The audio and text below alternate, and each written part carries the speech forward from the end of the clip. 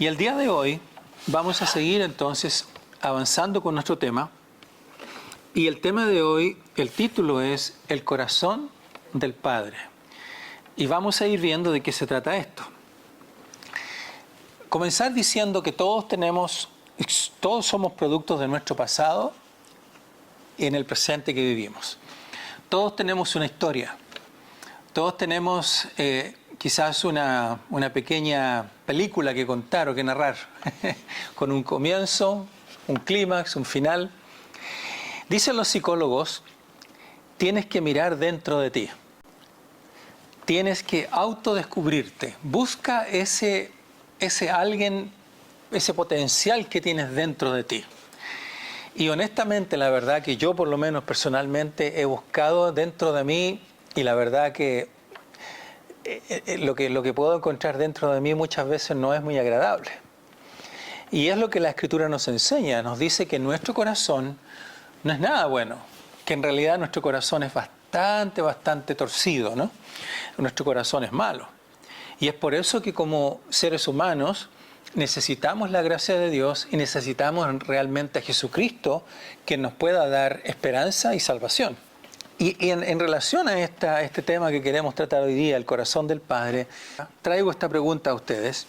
¿Qué viene a su mente cuando digo la palabra o usted escucha la palabra Padre? ¿Qué viene a su mente? Podemos pensar brevemente, ¿no? Recuerdo que cuando mis hijas eran pequeñas, con mi esposa hacíamos una competencia a ver a quién iba a nombrar primero, papá o mamá. Y creo que perdí en las 3 ocasiones con mis hijas, ¿no? Ella siempre mencionó a la mamá, ¿no? Primero, porque bueno, por razones obvias, siempre está mucho más tiempo con su mamá, el bebé, qué sé yo. También me dijo papá en algún momento y fue una experiencia muy, muy especial escuchar de mi hija decirme papá, ¿no? Una experiencia muy bonita. Ahora, lastimosamente, el concepto y la imagen de padre que existe el día de hoy es una imagen distorsionada, lamentablemente. Está totalmente trastocada, ya no, el padre en muchos casos es prácticamente ausente en una familia. Es una figura que no está como alrededor de la familia, qué sé yo. Entonces hay hablando desde la perspectiva de la sociedad, hay una visión distorsionada del papá. Y cuando uno mira la Escritura, uno se da cuenta que Dios, el Padre, Él ha establecido un orden. Y de hecho hace poco se lo estaba mencionando a alguien. Le decía, hermano, el orden de Dios es la Trinidad, Padre, Hijo, Espíritu Santo, y luego, si vamos hacia abajo, viene la pareja, y después vienen los hijos. No es al revés, los hijos y después la pareja. Es la pareja primero, debajo los hijos. Entonces, si queremos tener hijos sanos, la pareja tiene que estar muy unida. O si no, los hijos no van a criarse bien. Y cuando hablamos de la pareja, ¿quién lleva las riendas? ¿Quién tiene la autoridad, digamos? ¿O quién tiene el mandato de parte de Dios de liderar a esa relación? Es el papá, es el hombre, ¿no? No me vayan a malinterpretar, digamos. La esposa tiene también voz y voto, hay conversación, hay diálogo, hay acuerdo, ¿no? Pero hay un momento en que en un barco solamente hay un capitán. Los barcos no andan con 2 capitanes, ¿verdad? En una familia tiene que haber un capitán. Alguien en algún momento tiene que tomar una decisión final. Y en ese caso Dios ha puesto al papá como la figura en este caso. Y lamentablemente esta figura se ha visto distorsionada o está trastocada, lamentablemente, en la sociedad en que vivimos hoy día. Aquí encontramos en Nehemías capítulo 1, desde el 1 al 11, encontramos una historia muy interesante y que la vamos a ir conectando con esta breve introducción que acabo de hacer. Nehemías, ¿quién era él? Nehemías era un copero y él estaba esclavo, era parte de este grupo que había sido llevado a Babilonia y ya habían pasado varias décadas. Y Nehemías, como copero del rey, por lo que uno ve, era un hombre muy fiel a su trabajo, muy responsable, porque para ponerlo como copero de un rey, tiene que ser de confianza, porque lo que hacía el copero básicamente es, él tenía que probar toda la comida que comía el rey. Le traían en las bandejas, vamos a decir, al rey, tratando de imaginar la situación, y él decía, paren, voy a probar. Y él probaba todas las comidas, probaba lo que bebía el rey, todo. Y el rey esperaba, si es que no, no se moría, ¿no? Así que un trabajo bastante peligroso, ¿no? Entonces ahí estaba Nehemías y él recibe un informe, cuando uno lee el texto, dice que vino un hermano de él y unos líderes a Susa, la capital del imperio, y el reporte era: los muros de Jerusalén están destruidos, están tirados por el piso, la ciudad está abandonada, los enemigos, que eran los árabes que vivían alrededor, dice que les atacaban y los humillaban a los pocos judíos que habían allí en la ciudad. ¿Y qué hizo Nehemías? Dice la palabra que Nehemías se compungió en su corazón y él oró a Dios y él clamó al Señor, y dice que ayunó y oró y estuvo en esa actitud de ayuno y oración por lo menos 4 meses, por lo menos. No es que ayunó todos los días, pero dice que en un periodo de 4 meses. Hasta que llegó un momento en que él habló con el rey y el rey lo escuchó y él le hizo una petición, y finalmente la historia corta es que lo dejó volver a Jerusalén y él fue quien levantó los muros de Jerusalén para proteger la ciudad. Aquí encontramos en la historia de Nehemías que las murallas de defensa de Jerusalén estaban en ruinas, ¿verdad? La gente era atacada constantemente, pero el Señor lo usó para traer protección a la ciudad. Y aunque Nehemías se hallaba lejos, él se preocupó tanto de su pueblo que él oró intensamente. Y en Nehemías 1:5 vemos que mientras esperaba delante de Dios, él también adoró al Señor por ser fiel a su pacto y por amar y ser misericordioso con los que obedecían sus mandamientos. ¿Cómo pudo Nehemías reaccionar de esta forma positiva, alabando a Dios? ¿Cómo es que él llega a esto? Esto no es algo que ocurre con cualquier persona. Aquí había algo que estaba pasando con Nehemías. Aquí había algo más profundo. La pregunta es, ¿qué era eso más profundo? Y déjeme sugerirle esto. Es evidente que Nehemías tenía una relación muy cercana y muy íntima con el Señor. Una relación personal. Él conversaba con Dios. Él oraba a Dios. Él tenía un diálogo con el Señor permanentemente. Porque dice que él escucha esto negativo, una situación muy triste, muy complicada, y él se pone a adorar a Dios. Significa que él conocía el carácter de Dios. Nehemías entendía quién era Dios. ¿Se da cuenta? ¿Qué pasa cuando recibimos noticias negativas? ¿Cuál es la tendencia humana nuestra? ¿Es desanimarnos? No, esto no va a resultar. No, esto no sirve. Esto no va a ir para ningún lado. Nos va a ir mal con todo esto. Esa es la actitud. Pero Nehemías no tuvo esa actitud, ¿eh? Ahora, cuando nosotros lo adoramos, el Señor dice la palabra que Él habita en medio de la alabanza. Y al contemplarlo, nuestra fe se va renovando, nuestra fe se va fortaleciendo y empieza a nacer la esperanza en la medida que nosotros lo adoramos, en la medida que le rendimos tributo y alabanza. Es por eso que es importante, hermanos y hermanas, congregarnos cada domingo, ¿verdad?, en la iglesia, para recibir y para venir a rendir al Señor nuestra adoración. Ahora, cuando Nehemías comenzó a adorar al Señor, algo empezó a ocurrir en su corazón. Su fe se fue fortaleciendo. Y es por eso que nosotros necesitamos adorar al Señor, para que nuestra fe crezca. Entonces Nehemías pudo decir como Job en algún momento: de oídas te había oído, mas ahora mis ojos te ven. Eso fue lo que dijo Job. Usted se acuerda de la historia de Job. Job fue tentado por el diablo y Satanás habló con Dios. Dios le permitió tocar a todo el entorno de Job. Él perdió su familia, perdió sus bienes, perdió todo. En un momento, incluso su esposa le dice: Job, esposo mío, ¿cómo puedes seguir siendo fiel a Dios todavía. Maldice a Dios y muérete. Eso fue lo que le dijo su esposa. ¿Eh? Y Job dice, a pesar de todo, dice que Job fue fiel al Señor. Hasta que en un momento él tiene una conversación con el Señor. Dios viene a hablar con Job. Y el Señor le muestra su grandeza, le muestra la naturaleza, le muestra su creación. Y en un momento Job como que reacciona y empieza a ver lo que nunca había visto. Él tuvo una iluminación en sus ojos, él vio algo que no había visto antes. ¿Le ha pasado a usted que a veces usted lee un texto en la Biblia y usted lo entiende como nunca antes lo había entendido? A eso le vamos a llamar iluminación. Es una nueva comprensión de una verdad. ¿Eh?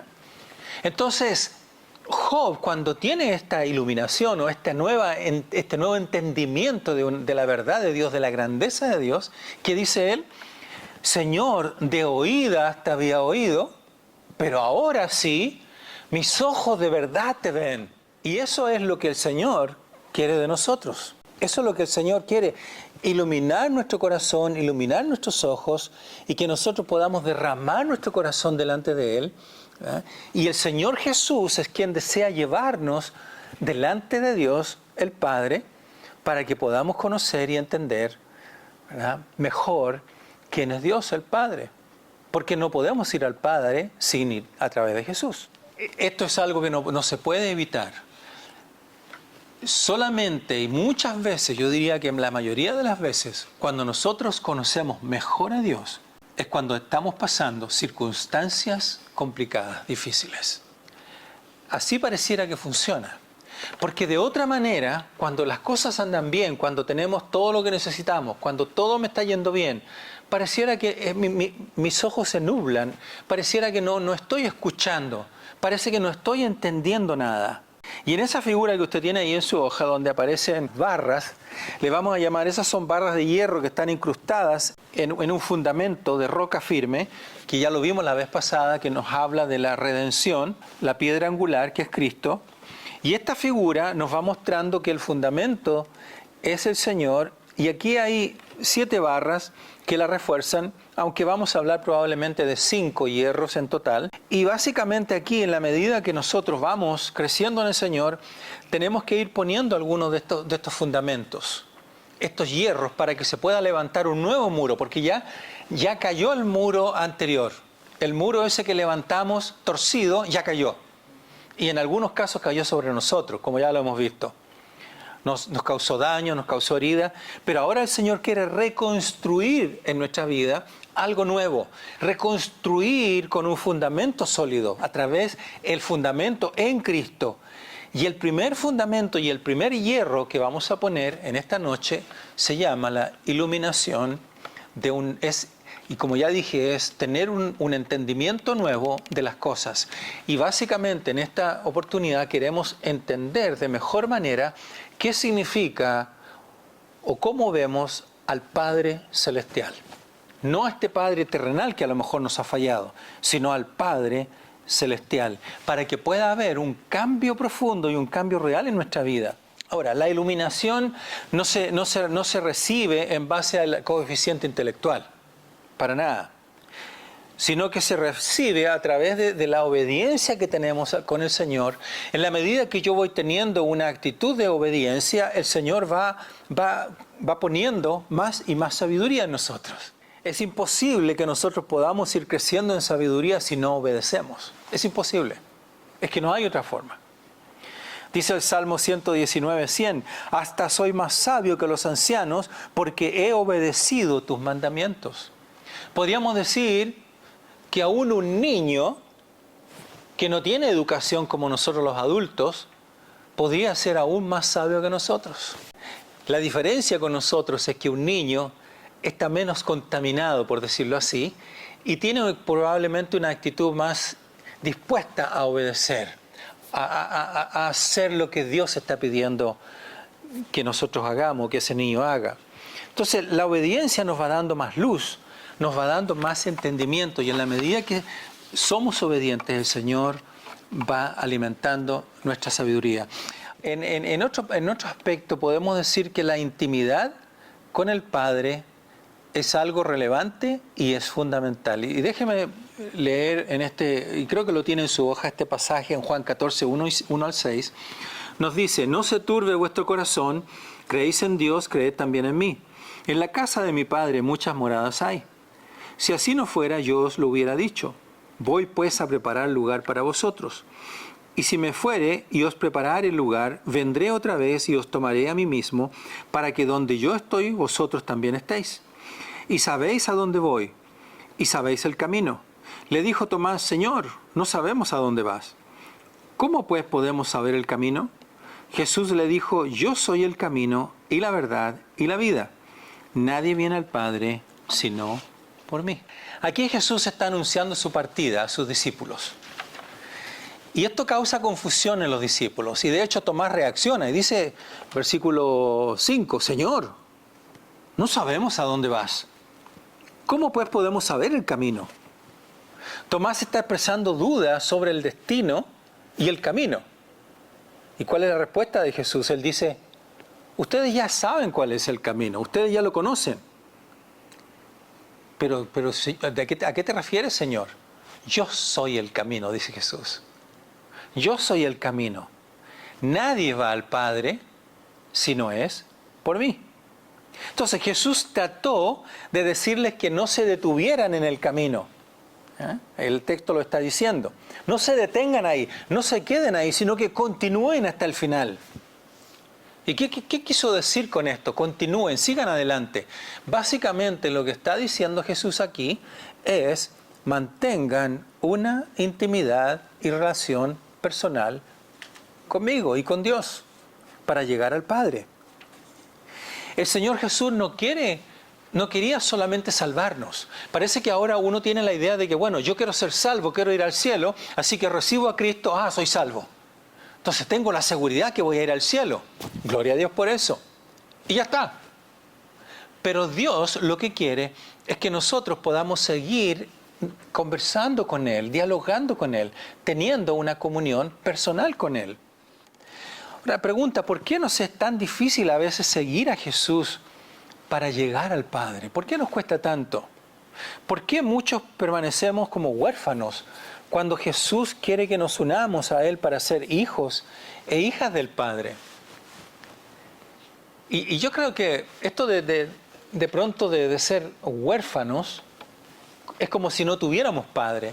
Y es porque de una manera u otra nos ha afectado esa imagen distorsionada de este Padre terrenal. Porque si yo le digo, hermano, hermana, ¿sabe? Usted necesita ir al Padre, vaya y tómele la mano a su Padre. Dice, Padre, soy mi Padre. Pero si yo no conocía a mi Padre. Alguien podría decir. Otro puede decir, bueno, pero mi padre era tan rudo que él, si yo le trataba de tocar la mano, capaz que me daba una cachetada. O a lo mejor me pateaba. Hay historias así.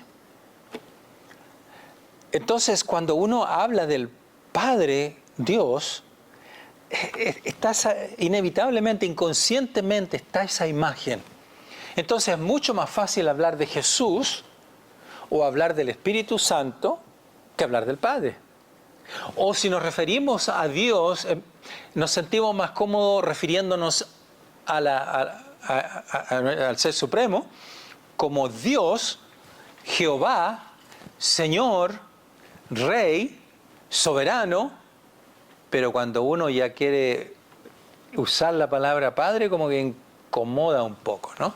Incomoda. Y déjenme contarle esta ilustración que creo que va a ayudarnos a entender de qué se trata esto. Esta era una muchacha de unos 40 años, más o menos. Ella llegó con su hijo a la organización donde yo estaba tomando entrenamiento, que se llama la Universidad de las Naciones, aquí en Estados Unidos, pero yo no estuve acá, yo estudié en Chile. Y esta muchacha, de esta hermana en Cristo, llegó a los 40 años más o menos, como digo, con su hijo de unos 10, 12, quizás ya más adolescente, 14, 15. No es tan precisa las edades, ¿no? Pero esta es una historia real. Y esta hermana estaba allí en el centro de capacitación donde habían un grupo grande con un profesor, ¿no? Así como estamos aquí ahora. Y había que hacer un ejercicio donde cada uno compartía su historia, ¿no? Su testimonio. Y varios hablando. Y esta persona, Lidia se llama, Lidia muy tímida, muy callada, muy shy, como se dice, ¿no? Muy tímida. No decía nada, hasta que en un momento le tocó a ella. Y bueno, con valor, con coraje, se paró y empezó a contar la historia. Y esto fue lo que ella empezó a narrar. Y así dijo: vengo de una familia numerosa de 8 hijos, dijo Lidia con voz suave. Mi madre fue diagnosticada con cáncer, falleció y tuvo que dejar los estudios. Tuve que dejar los estudios, dice Lidia, y tomar el rol de madre para mis hermanos menores. Yo no podía, dice Lidia, comprender por qué Dios había hecho eso. ¿Por qué, Señor, tú te llevaste a mi madre? Tanto que la necesitamos, especialmente ahora que mis hermanos todavía son pequeños, mis hermanos y hermanas, y yo tengo que hacer de madre. No podía entender eso. Ahora, después de un tiempo de cumplir esta función de ser ama de casa, un día el padre la llama a su dormitorio.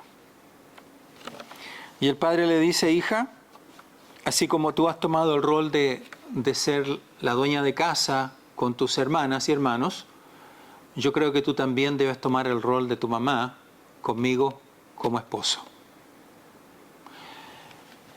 Y cuenta ella que a partir de ese día, ella empezó a vivir en una relación de incesto, una relación de abuso, y el padre abusaba de ella permanentemente, ¿verdad?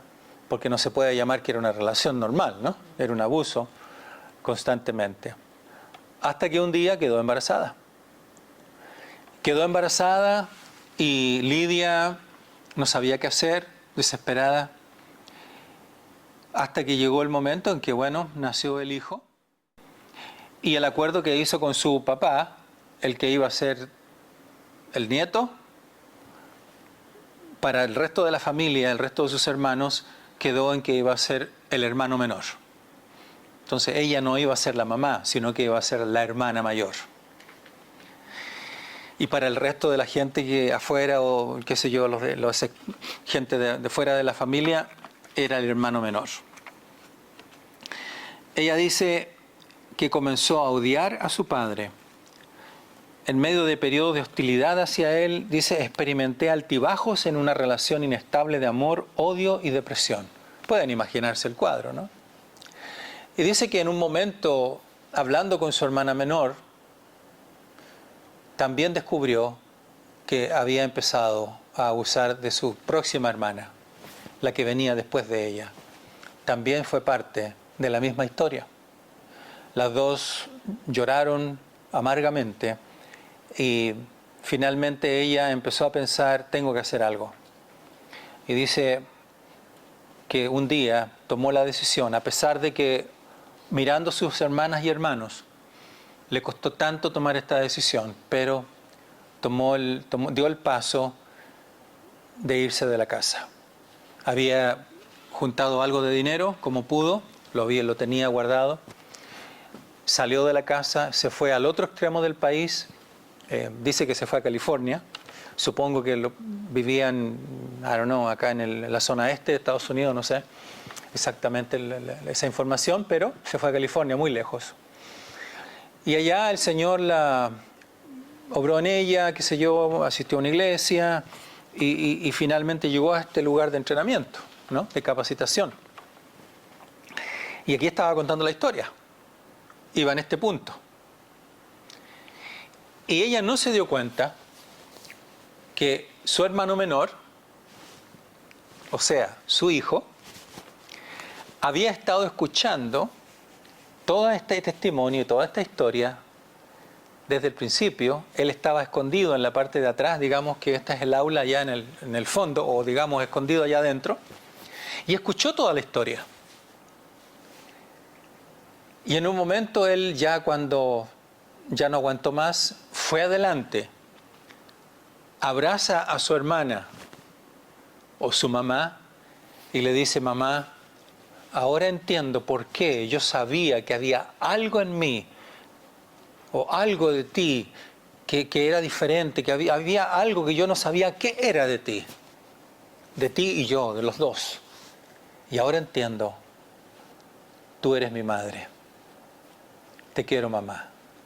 Y los dos lloraron amargamente ese día, ¿no? Cuando uno piensa en una historia como esta, uno dice: ¿cómo puede ser que la crueldad sea tan terrible en este mundo en que vivimos? Y es que vivimos en un mundo pecador, vivimos en un mundo de injusticia, vivimos en un mundo que no es justo, vivimos en un mundo caído, vivimos en un mundo que está roto. Esa es la realidad. Y mucha gente tiene que convivir con estas cosas, ¿no? Entonces, usted trate de imaginar que cuando Lidia escuchaba, por ejemplo, el Padre Nuestro que estás en los cielos, santificado sea tu nombre, y ella pensaba en el Padre. ¿Qué pensaba ella? ¿Qué pensaría Lidia? Padre. En un abusador, en un violador, que era su padre. ¿Cómo podía ella entender y ver al Padre Celestial, al Creador, como papá, siendo que tenía una imagen distorsionada de este Padre terrenal? Es difícil, ¿no? Y mucha gente vive en esta situación, ¿ya? Ella tenía una imagen totalmente distorsionada, ¿ya?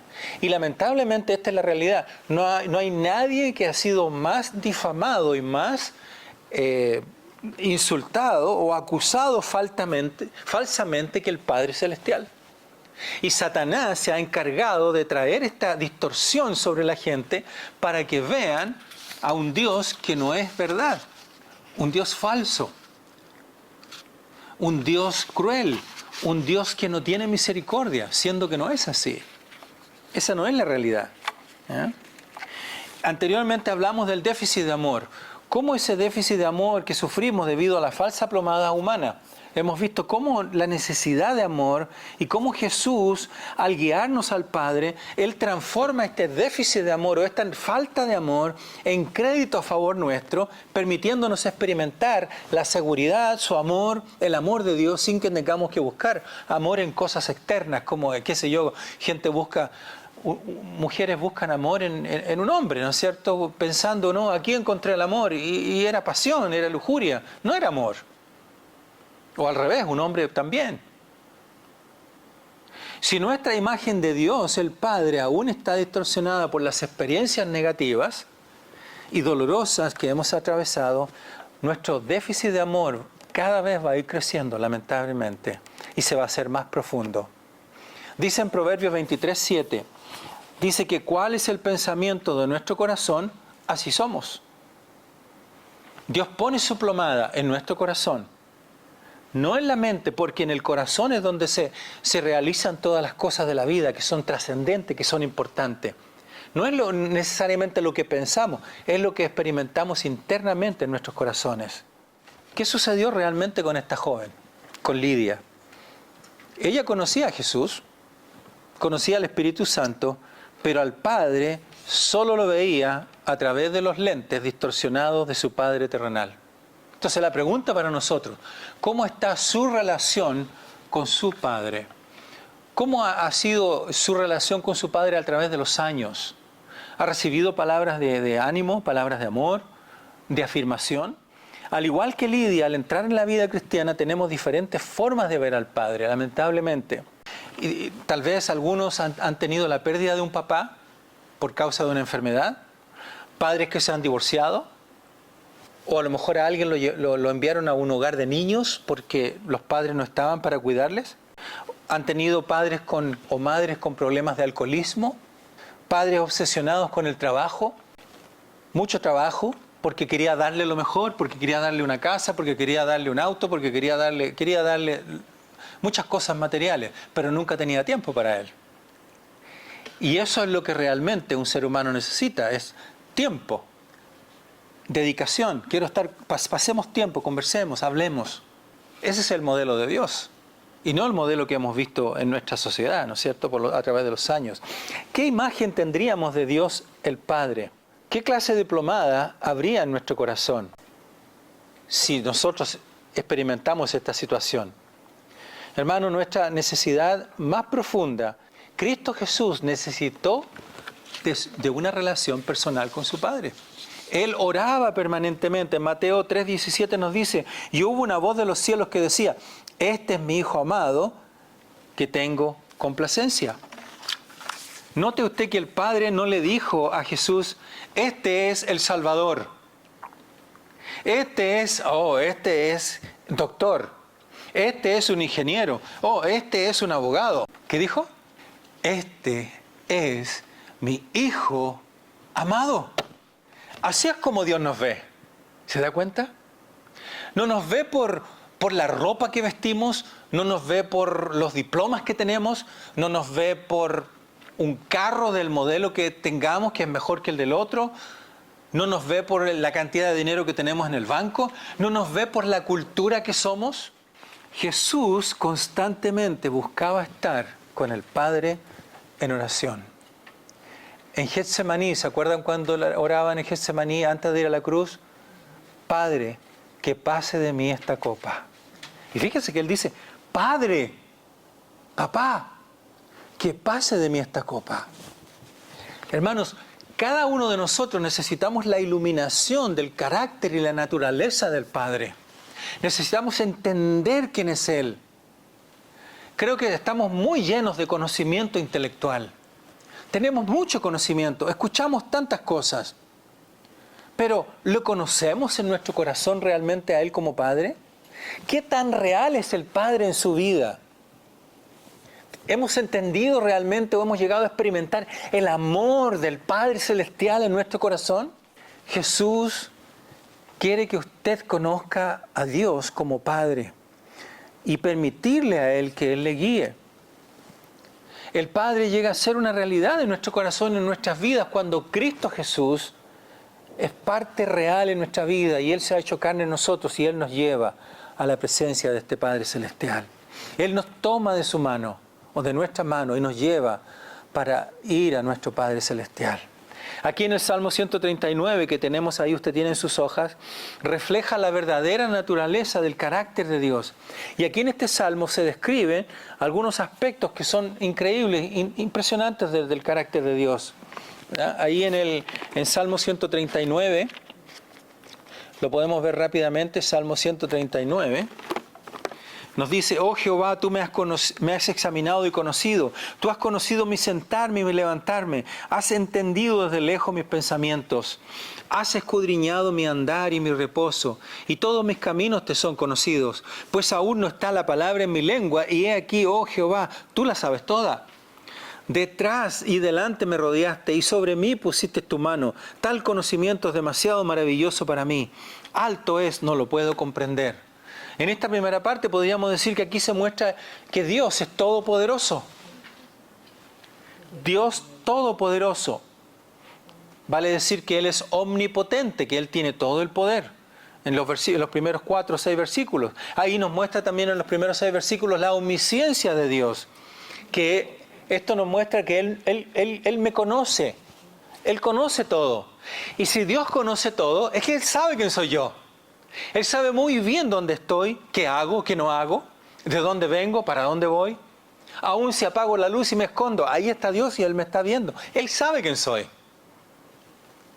Después en los versículos 7 al 12 nos dice, ¿a dónde me iré de tu espíritu y a dónde huiré de tu presencia? Si subiere a los cielos, allí estás tú. Y si en el Seol hiciere mi estrado, he aquí, allí tú estás.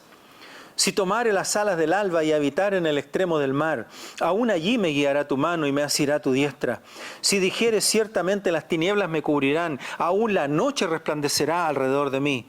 Aún las tinieblas no encubren de ti y la noche resplandece como el día. Lo mismo te son las tinieblas que la luz. ¿Qué significa? Aquí nos está mostrando qué carácter, qué parte de los atributos del Señor. Su omnipresencia. Él está presente, no en algunos lugares, en todo lugar. En todo lugar. Y en los versículos 13 en adelante, porque tú formaste mis entrañas, tú me hiciste en el vientre de mi madre. Te alabaré porque formidables y maravillosas son tus obras. Estoy maravillado y mi alma lo sabe muy bien. ¿Qué nos muestra allí? Nos muestra el amor de Dios, el eterno amor de Dios. Y que Él nos muestra que Él nos ha formado, nos ha creado por amor. Por amor. Él, podríamos decir que Él es todo amor. Y por último, en los versículos 23 y 24, nos dice: examíname, oh Dios, y conoce mi corazón, pruébame y conoce mis pensamientos, y ve si hay en mí camino de perversidad, y guíame en el camino eterno. ¿Cómo se muestra Dios en este versículo, en esta última parte? Como el guía pastor, como nuestro pastor. Y de hecho el Salmo 23 nos dice, el mismo salmista nos dice: Jehová es mi pastor, nada me faltará. Hermanos, la naturaleza de Dios nos sobrepasa. Cuando pensamos en la grandeza de Dios, ¿verdad? Cuando pensamos en sus atributos que son solamente de Él, le llamamos atributos incomunicables, ¿no? Que escapan a nuestra realidad, escapan a nuestro entendimiento, pero al mismo tiempo nos hace ver que es un Dios tan amoroso, que a pesar de ser un Dios que tiene todo el poder, que es eterno, inmutable en su ser, sabiduría, poder, bondad, Él todavía se hace un Dios personal para nosotros y se acerca a nosotros. ¿Y cómo se acercó a nosotros? A través de Jesús. A través de Jesús. Él es la imagen del Dios invisible. Él gobierna el universo, pero está interesado en nosotros y nos invita a confiar en Él diariamente, ¿verdad?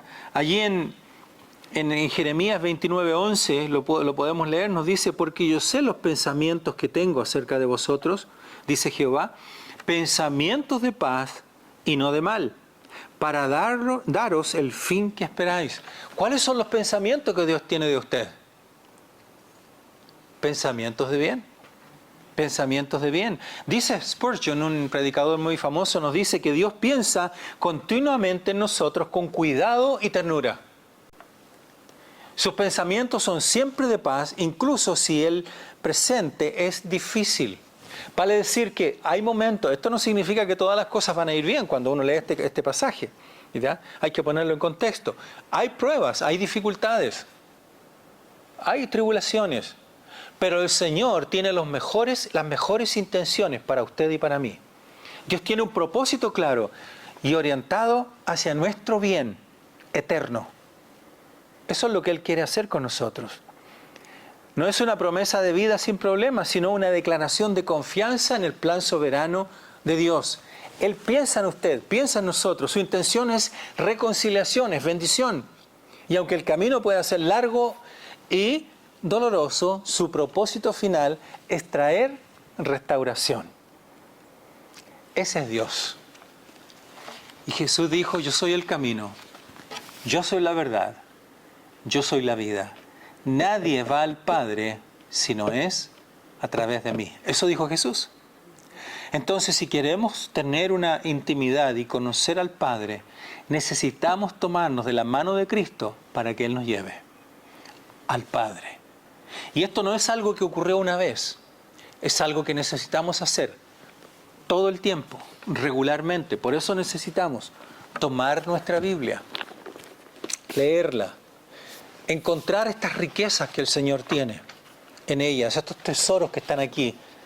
A veces están un poco ocultos. Hay que pedir al Señor que nos ilumine nuestra mente para poder entender y tener una comprensión mayor y que podamos decir como Job: de oídas te había oído, mas ahora mis ojos te ven.